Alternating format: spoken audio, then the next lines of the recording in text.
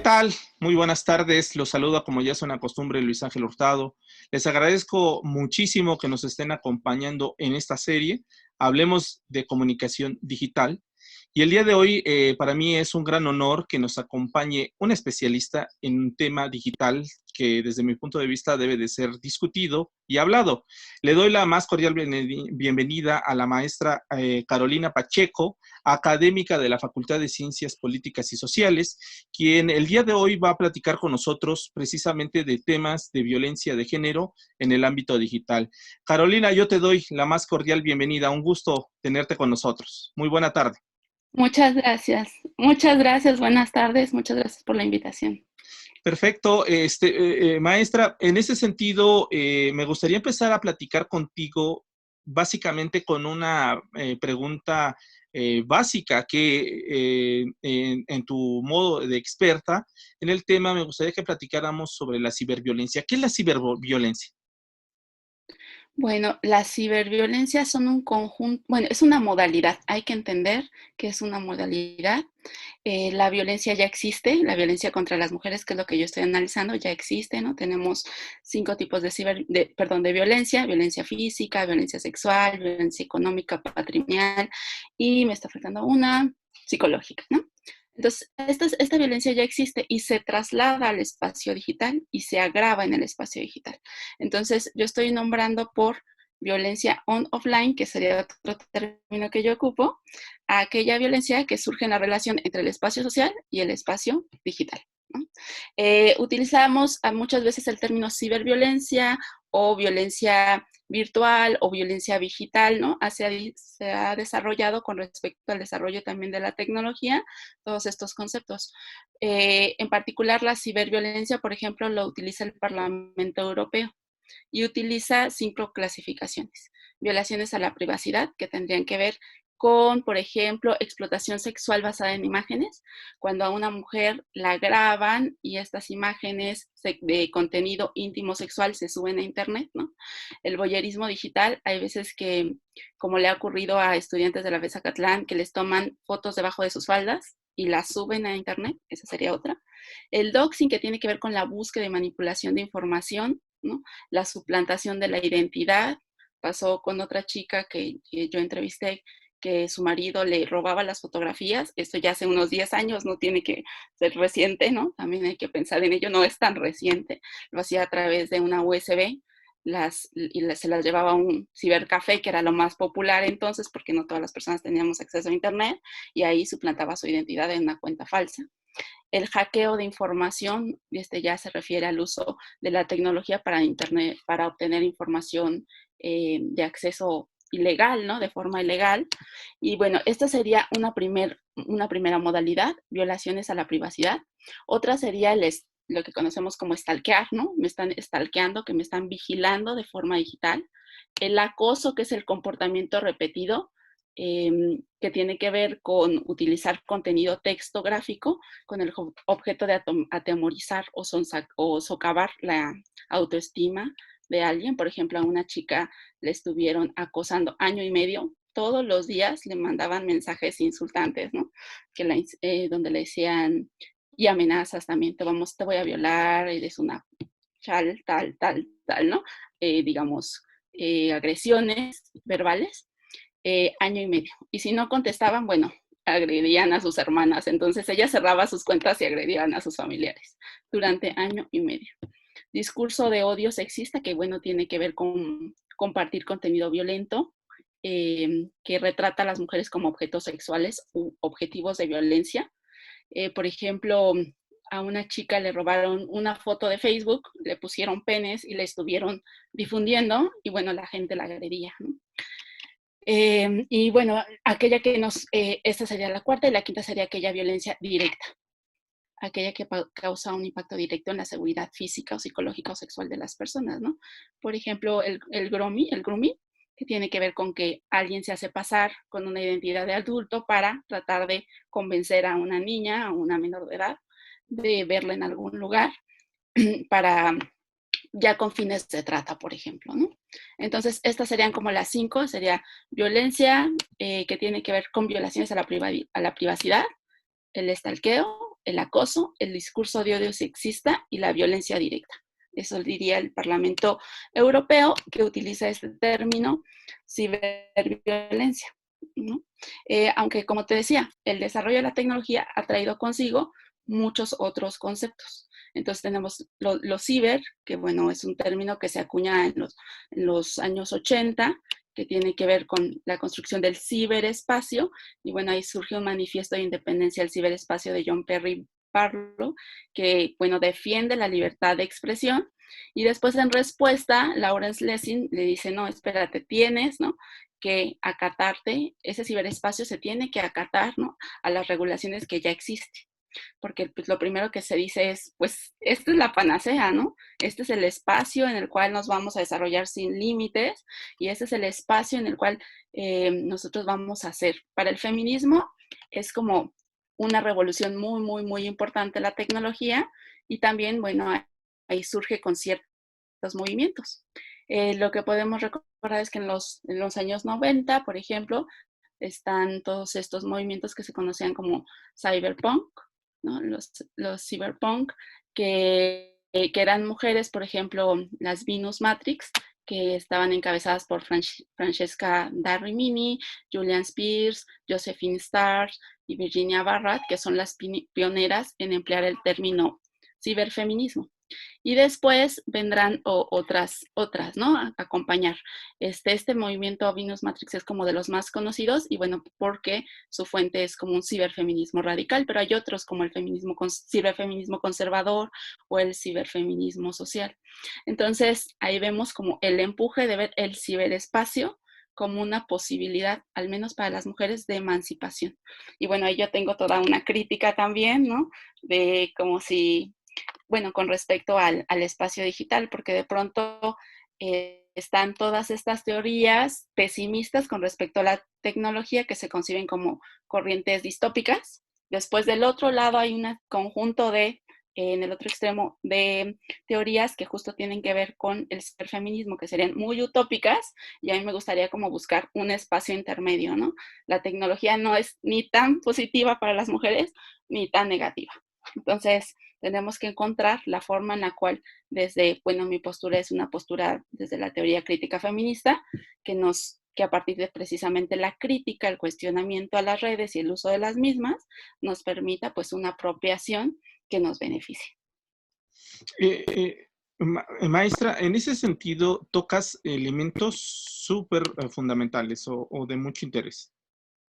El primero de ellos es, ¿en México existen elementos que regulen este tipo de violencia?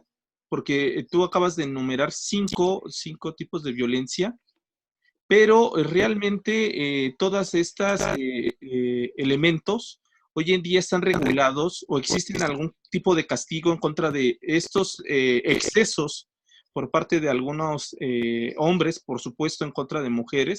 ¿Existe algún marco regulatorio en México? Sí, se ha estado trabajando en los últimos años. Hay como varias posturas al respecto. Se entiende que la violencia contra las mujeres, que es lo que se está atacando, ¿no?, con estas regulaciones, es un problema sociocultural que atenta, que está enmarcado en la discriminación por género y discriminación por sexo. Entonces, en ese contexto, pues es un tema muy, muy complejo, ¿no?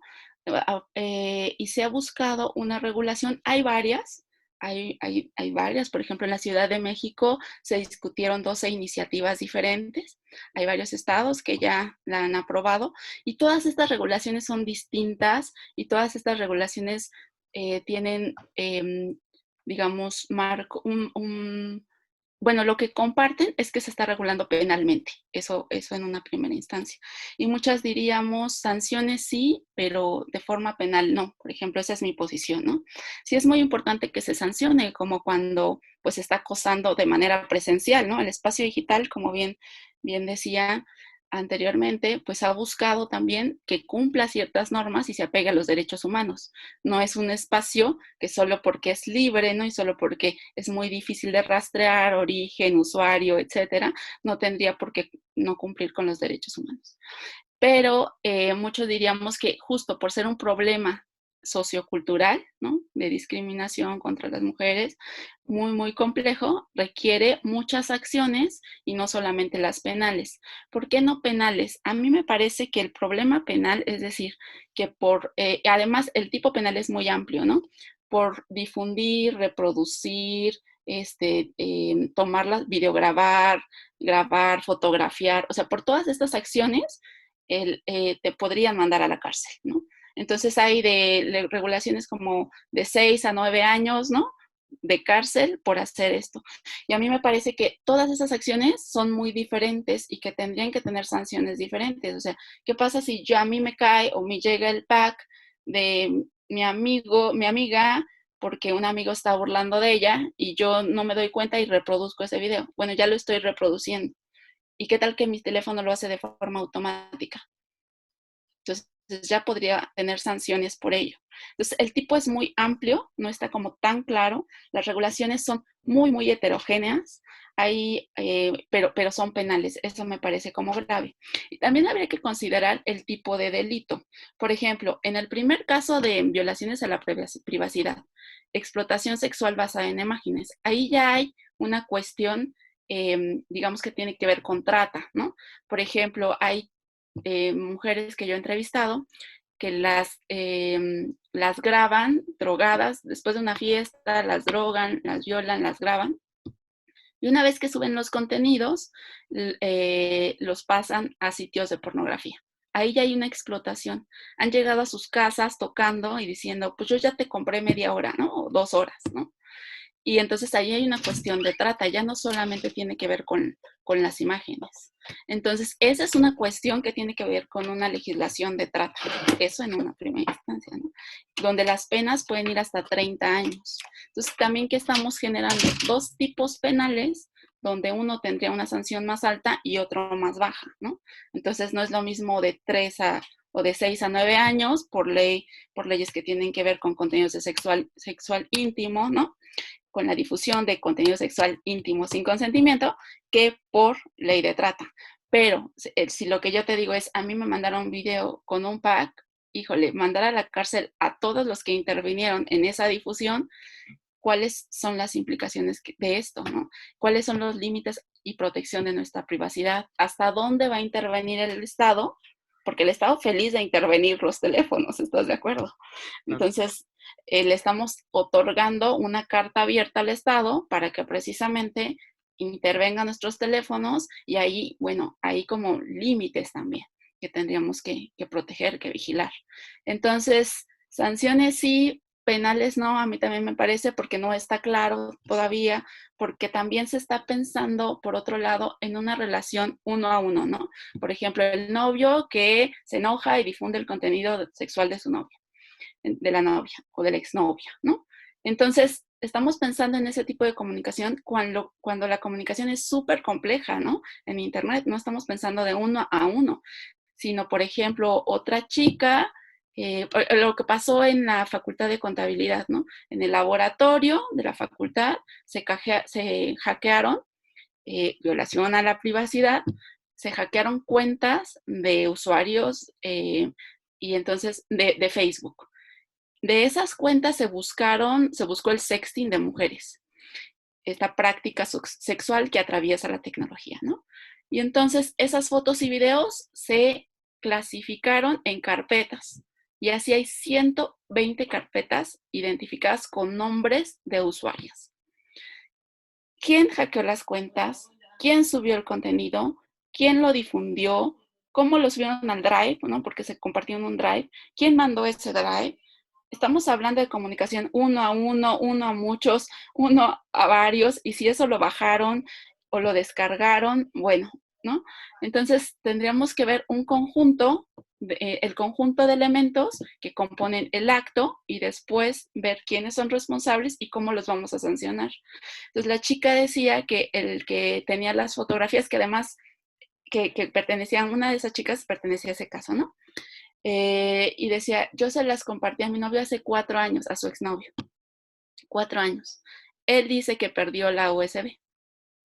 Entonces, yo no estoy segura de mandarlo a la cárcel, ¿no? porque podría aplicar una pena, porque yo no sé si él las subió o si él las compartió. Entonces, otra vez la responsabilidad para la víctima.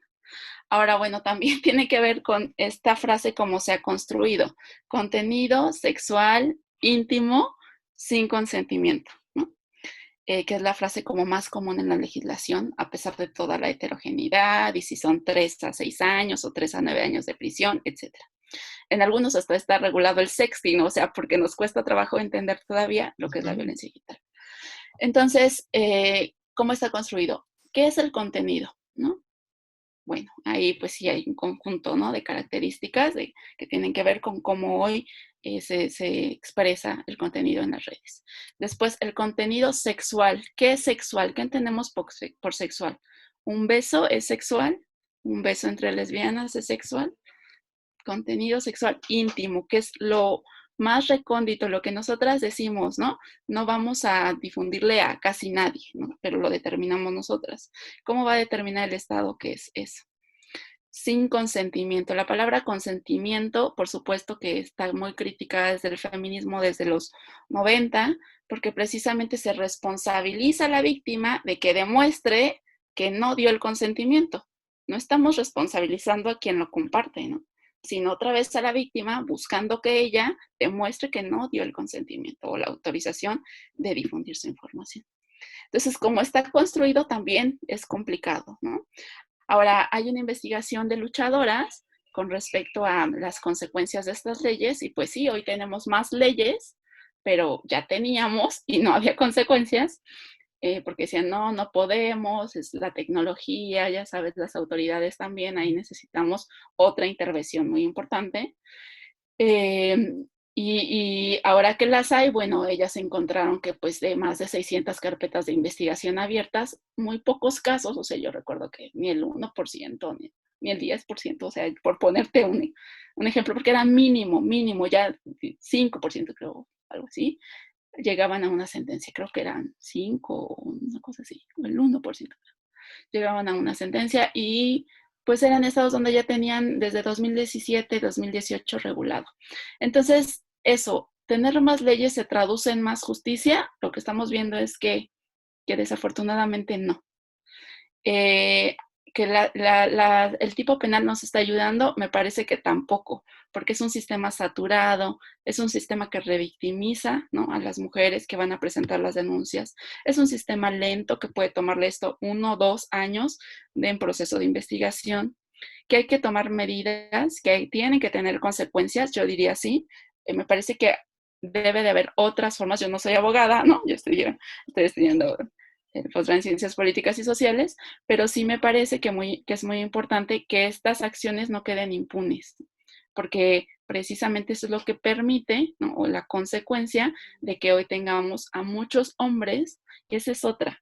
Y desde el feminismo siempre estamos planteando, ¿no?, ¿quién es el agresor? Y pues la mayor parte de los agresores son hombres, en un 99% de este tipo de violencia son hombres. Entonces es muy importante en el momento de ejercer el derecho, porque ahí vemos una relación de poder que no está como tan clara muchas veces cuando hablamos de tecnología. Parece que todos estamos en Internet, parece que todas la estamos usando de la misma manera y parece que el beneficio es para todos y todas. Y aquí en este tipo de violencia, pues sí estamos viendo que pues las más desfavorecidas cuando se ejerce, pues son las mujeres, ¿no? Y bueno, también justo como pensamos esta relación de 1 a 1, el victimario se piensa que es el hombre y la víctima la mujer, pero también puede ser que la mujer vaya a la cárcel porque hay un triángulo ahí, ¿no? Y la mujer se enoja y entonces suba las fotos de otra mujer, ¿no? O de un hombre. Entonces no necesariamente está protegiendo a las mujeres tampoco, que la relación, insisto, ¿no?, puede ser así, hombre-mujer, como está pensada, pues, ¿no? Ok, maestra, en ese sentido, me gustaría ahora ahondar. Es muy interesante esta parte del marco regulatorio y lo que lleva el marco regulatorio a una posible sentencia por esta parte. Ahora, en ese sentido, ¿qué se necesitaría más que un marco regulatorio? Porque me queda claro que las leyes lamentablemente pueden estar, pero a lo mejor al momento de ejecutarlas no es el debido proceso o no se lleva el debido proceso y casi todos estas problemáticas se quedan en cuestiones de actos de injusticia. En ese sentido, como experta, ¿qué vería usted para que básicamente a lo mejor sea un proceso más largo que pudiera beneficiar este tipo de acciones para hacer una conciencia, no sé, a lo mejor en los hombres, porque acabas de dar un dato muy, muy interesante que es casi el 99% de los agresores o que llevan a este tipo de violencia son hombres? ¿Qué se necesitaría entonces hacer desde el punto de vista digital para que esto empezara a cambiar? ¿Quién es? Es una pregunta muy compleja. Cambiar esta situación, bueno, tiene que ver con tener conciencia de género, por supuesto, ¿no? Tener conciencia de una relación de poder y de privilegio, ¿no? Muchos hombres mandan, pues esto, su nude, su foto, su video masturbándose, que es lo más común, ¿no? La parte del acoso. Lo vimos, por ejemplo, yo he analizado el hashtag MeToo y en ese contexto, pues en el ámbito académico, en el espacio de las agencias de publicidad, en el ámbito periodístico, que son los ámbitos que yo he analizado en este hashtag, lo que yo he observado es precisamente que no hay una conciencia de esta opresión de los hombres sobre las mujeres, ¿no? Entonces, creo que tenemos que trabajar mucho por ahí, que mucho que trabajar y decir que los hombres están siempre disponiendo del cuerpo de las mujeres, ¿no? Como objetos, no como personas. Esto, por ejemplo, que pasa en las agencias de alguien llega, ¿no? Es nuevo o va a casting o es ejecutiva de cuenta y es nueva y desde que llegan le toman la foto, la suben a un chat que ya no es solo de una agencia de comunicación, sino es interagencias, porque pues se van moviendo y se van agrupando en esos chats, van contando cómo se la ligan, ¿no? Cómo la enamoran, cómo la engañan, cómo se la invitan a la fiesta, la emborrachan, o la drogan, la violan, suben sus fotos a esos chats. Y es de lo más común. O sea, lo que estamos viendo es precisamente cómo pueden expropiar el cuerpo de las mujeres y disponer de ellos, ¿no? Dice Franca Basaglia que el cuerpo de las mujeres somos seres de otros, precisamente no solo por lo que hacemos, por lo que somos, ¿no? Somos seres de otros y para otros. Entonces aquí viene un trabajo súper fuerte de hacer conciencia, por un lado, de que somos personas primero, ¿no? Somos mujeres, somos personas, y eso falta mucho por reconocer y que ellos han tenido el privilegio de no tener sanciones, pero hace mucha falta concientizar de que debe haberlas. Por otro lado, también las mujeres se han estado organizando y eso es como súper importante para, pues esto, recuperar su honor, su dignidad, ¿no? Bueno, en términos de honor casi siempre hemos pensado que el honor está en la virginidad de las mujeres, en la pureza de las mujeres y que el honor es de los hombres, ¿no? Quienes han ido a defender el honor han sido los hombres. Por ejemplo, pensemos en el caso de Dafne Fernández y los Porquis. ¿Quién fue a buscar el honor? No fue el padre el que dio la cara, fue el padre el que ella no quería hacerse pública ni hacer público su caso, porque las mujeres somos muy conscientes de las consecuencias que tienen estos hechos. Por supuesto, se nos revictimiza, se nos estigmatiza, empezamos a quedar aisladas de la sociedad. Alguien con estas palabras me dijo, yo sé lo que siente un perro amputado o un perro violado, porque yo también he sido tratada así. O sea, súper fuerte, ¿no? Porque precisamente no nos humanizan, nos están deshumanizando con ello. Entonces, eso debe permear transversalmente en los grupos, en las personas, en las relaciones sociales, en las instituciones, en los poderes, en la forma en la cual se ejercen las leyes. Ahora, con respecto al marco, sí me parece muy importante decir que, pues esto, la violencia digital no es un tipo. Hay muchas leyes están reguladas como tipo. Esto implicaría acto. ¿Qué es lo que voy a regular? El acto. No, Internet es una modalidad, es el espacio, es el escenario donde se perpetra la violencia. Entonces, ¿qué es lo que hay que regular? Lo que la grava en este escenario. Entonces, ¿qué la grava? Pues el anonimato, la inmediatez, la asequibilidad a dispositivos y contenidos privados, la amplia difusión y el rastreo de estas cuentas, de estos usuarios, de esta información, la temporalidad del material que se distribuye, ¿no? Dice, ya pasaron 4 años de que yo mandé esas fotos y hoy están circulando. La imposibilidad de eliminar el contenido de manera definitiva, la complejidad de la comunicación, ¿no? ¿Cuántos niveles estamos llegando? ¿Cuántas personas están accediendo a esa información? La forma en que se modifica la interacción en un conjunto de información que una vez pública nunca vuelve a ser privada, ¿no? Entonces, estamos pensando precisamente en consecuencias sobre esa modalidad, no sobre el acto. ¿Por qué? Porque eso trae la complejidad del espacio social. El acto es social, ¿no?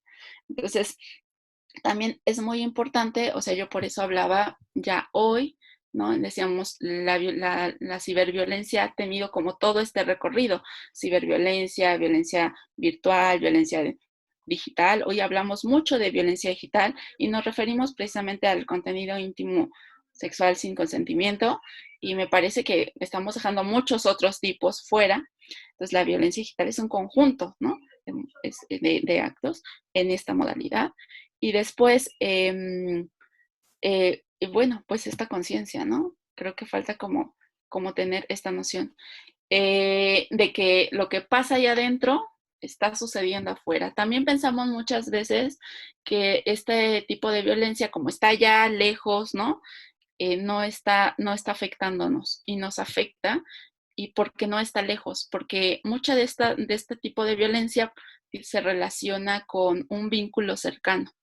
Entonces, que tiene mucho que ver con un parentesco, ¿no? El marido o el exmarido, el novio o el exnovio, eh, esto en relaciones, los amigos, es súper común para las mujeres, ahora lo he notado, ¿no? Que es muy fácil que les manden precisamente la NUT, ¿no? Y es como de, ¿yo por qué tengo que recibir esto? Es alguien que las conoce muchas veces, porque cuando las acosan les han dicho hasta de qué color son sus sábanas. Entonces, eso es como súper, súper grave. O sea, a qué tipo de información tenemos que puede generar, pues esto, una violencia que no solamente que no es física, pero que sí es psicológica, que sí puede ser sexual, y que en la relación con el espacio social se convierte en física y puede ser hasta feminicida, ¿no?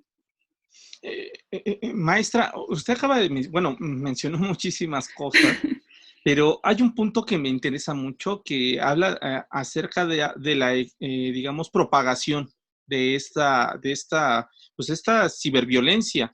Y se me hace muy interesante el caso que usted señala del hashtag MeToo, que recuerdo el año pasado precisamente tuvo mucho eco de todas estas denuncias que se empezaron a dar por parte de mujeres agredidas, y que básicamente muchos medios empezaron a culparlas, sobre todo a raíz de un suceso que desde mi punto de vista, y eso me gustaría platicarlo ahorita contigo, que tiene que ver precisamente con la muerte bueno, el suicidio de un reconocido músico que fue acusado de violentador en este sentido, y que él decide quitarse la vida.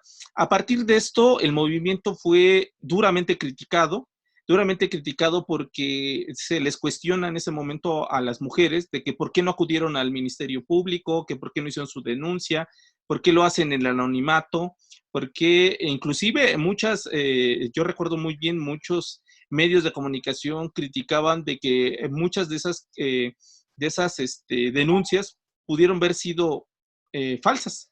En ese sentido, me gustaría que platicáramos ahora de estos movimientos en red que surgen a raíz de este movimiento Me Too, que no es único de México, hay que ser claro que también es parte de un movimiento internacional y que actualmente pues están teniendo eco.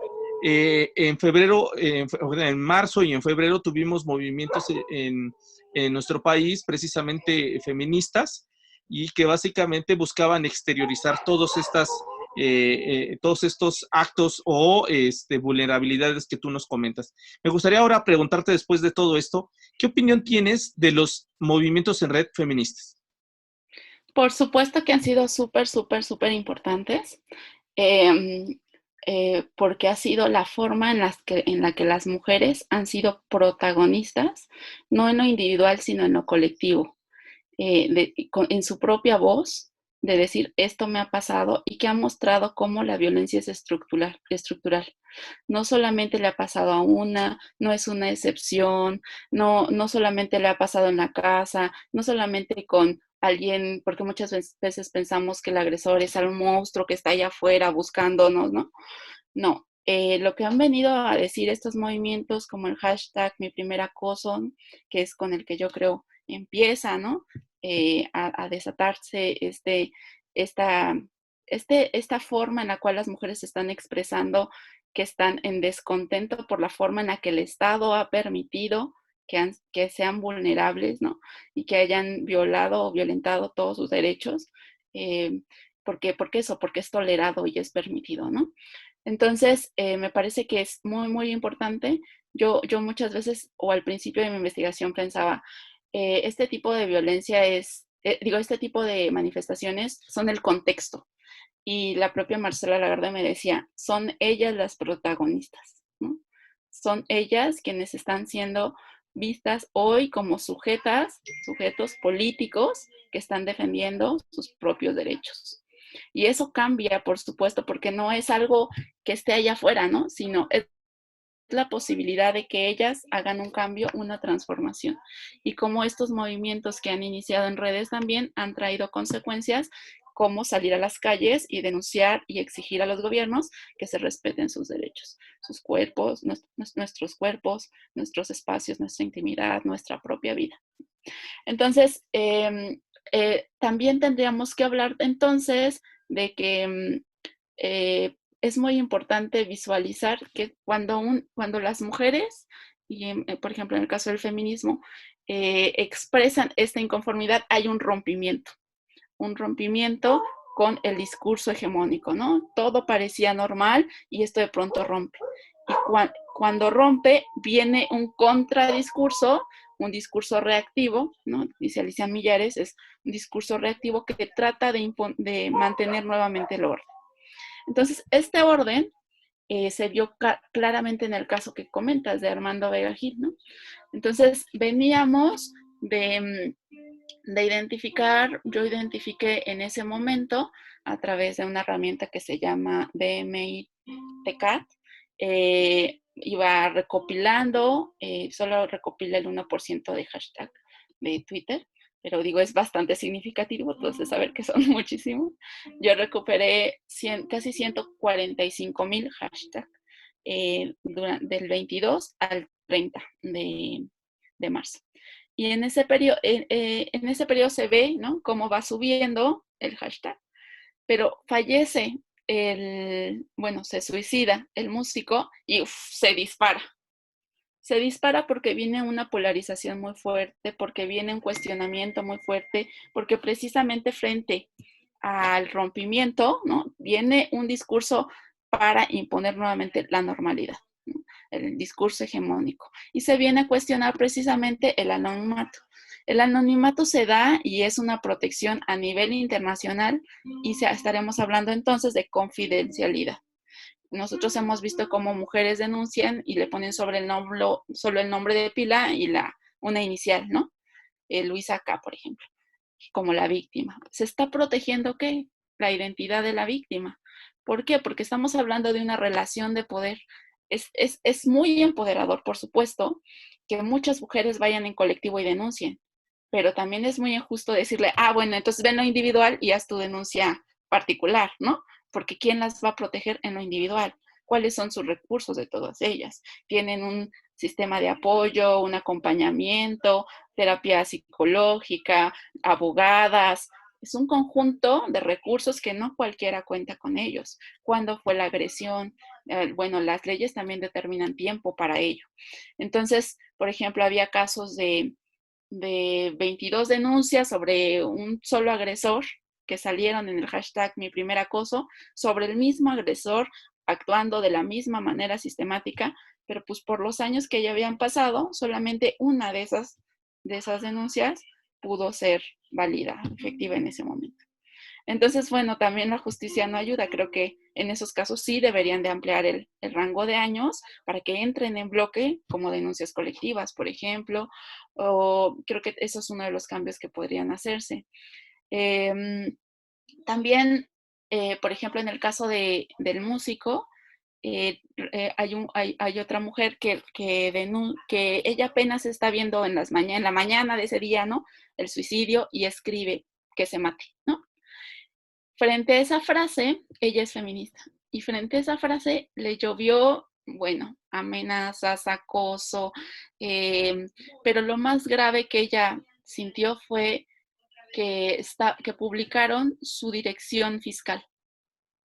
Entonces, esa es una violación a su intimidad, por supuesto, a sus datos personales, que además no era su casa, sino la casa de sus padres, porque era su domicilio fiscal. Contactaron a su hermana que ni siquiera estaba con una identidad que pudieran relacionarla, ¿no? Tenía otro nombre en otra red social. Entonces, ¿cuáles son los límites que tenemos en las redes? Tenemos que pensar en ese tipo de relaciones y en ese tipo de agresiones. Bueno, ella al final lo denunció, tuvo una red de apoyo bastante grande, es periodista, se pudo hacer una disculpa pública, ¿no? Pero al final es un proceso muy complejo que deja muchas secuelas, no solamente de, ya me amenazaron, porque no sabes en esos casos, por ejemplo, de dónde viene, ¿no? De dónde viene la agresión. Entonces puede generar físicamente muchísimo malestar, ¿no? Maestra, es que salen muchos temas más, porque esto tiene que ver también con el linchamiento, un linchamiento digital que básicamente da una arista completamente distinta, porque me viene a la mente todas estas personas o mujeres que no necesariamente pueden ser o han sido agredidas, pero de repente dicen un comentario en las redes sociodigitales y a partir de eso se van con todos estos linchamientos digitales, que podría ser también una forma de agresión digital en contra de la persona. Me viene a la mente, digamos, la legisladora Citlali Ramírez, que básicamente la han agredido en el ámbito por su aspecto físico e inclusive han utilizado datos personales, etcétera, etcétera, etcétera. En ese sentido, me gustaría ya llevar el terreno a otro tema, a lo mejor dejando pendiente esta plática sobre los linchamientos digitales, si nos lo permite también. Claro, claro. Me gustaría ahora llevar a este terreno contextual que estamos viviendo con el COVID-19. Actualmente con el confinamiento, siguiendo, digamos, las conferencias matutinas del jefe del Ejecutivo, ¿no? el presidente Andrés Manuel López Obrador, recientemente se hacían unas declaraciones por parte de grupos o activistas feministas que decían que las agresiones habían aumentado a partir del confinamiento. A partir de ello sale un hashtag que me gustaría platicarlo ahora con usted, que es nosotros tenemos otros datos. Ahora, la pregunta que voy a hacerle es, básicamente, el confinamiento a partir del COVID-19 ha aumentado, digamos, los casos de agresiones en contra de las mujeres, y si fuera el caso, lo manifiestan en este hashtag. ¿Qué relación existe entonces también con la tecnología en el uso de los movimientos en red y básicamente en un contexto como el mexicano, en el cual es una cultura básicamente muy machista y básicamente también vincularlo con el COVID-19? ¿Qué opinión tiene sobre toda esta situación que actualmente estamos viviendo con el confinamiento, el COVID-19 y también la narrativa del presidente en contra de este elemento que existe, pero su negativa a reconocer? Sí, el hashtag Nosotras tenemos otros datos tiene como intención, porque lo encabeza un grupo de feministas, muchas de ellas son feministas, no sé si todas, pero la idea es precisamente lo que los objetivos del feminismo o nos han enmarcado, ¿no? Que es primero visibilizar que el orden establecido no es tal cual. Y lo siguiente sería oponernos a ello. Entonces, así es como se forma el hashtag oponiéndonos. Están diciendo que las llamadas, ¿no? 90% de las llamadas, lo decía el presidente, no eran verdaderas o reales, ¿no? No recuerdo el término en que lo dijo, pero pues la idea es esto, descalificar esas llamadas. Y nosotras decimos, y eso solamente son las mujeres que tienen la tecnología, la posibilidad, la libertad y se atreven a llamar. Por supuesto que nosotras no tenemos esa tradición ni en México ni en América Latina. No somos mujeres que estemos educadas en la identificación, el reconocimiento y defensa de nuestros derechos. Entonces, muchas de esas denuncias quedan, por supuesto, en lo que hemos llamado una caja negra, ¿no? Y por supuesto que las que tienen que ver con el marco digital son un subregistro, o sea, cuánta violencia de esta hemos recibido durante la pandemia, no lo sabemos. Lo que sí hemos visto es que el consumo de cuerpos, el consumo de pornografía infantil, el consumo de pornografía en particular de niñas y mujeres, se ha incrementado exponencialmente, ¿no? Lo han mostrado, lo han mostrado las empresas como Pornhub, ¿no? En Internet, que muestran muy, muy, muy satisfechas, muy orgullosas, ¿no? De este logro alcanzado con respecto a cómo se ha consumido más este tipo de material durante la pandemia. Estamos en contextos de riesgo también, estamos encerradas con agresores, con violentadores, con violadores, con personas que están dañando a las mujeres. Entonces, frente a ello, pues se hace toda esta movilización. Hay una conferencia semanal, se empezaron a hacer varias, y se han revisado datos por ciudades, por estados, de jóvenes, de personas adultas, se han desagregado los datos, se ha tratado de hacer este tipo de investigaciones de cómo están accediendo ahorita a esto, a Internet, ¿no? Para buscarnos y violentarnos. Pero sí, sin duda creo que está cumpliendo este objetivo de vamos a oponernos, y creo que las feministas lo hemos demostrado en los últimos años, hemos estado siendo la oposición del gobierno, hemos estado diciendo, por ahí no van las políticas públicas, no puede ser que estén desmantelando todas las políticas que se habían creado a favor de las mujeres, guarderías, estancias infantiles, que tenían que ver con apoyar a las mujeres, porque todavía no hemos llegado a una situación de igualdad. Entonces, ahí es donde estamos dando la batalla, y te digo, todos los lunes, el hashtag nosotras tenemos otros datos, pues enmarca una serie de violaciones que estamos viviendo y que esto no han tenido acceso a la justicia. Y ahí sumaría yo precisamente la violencia digital.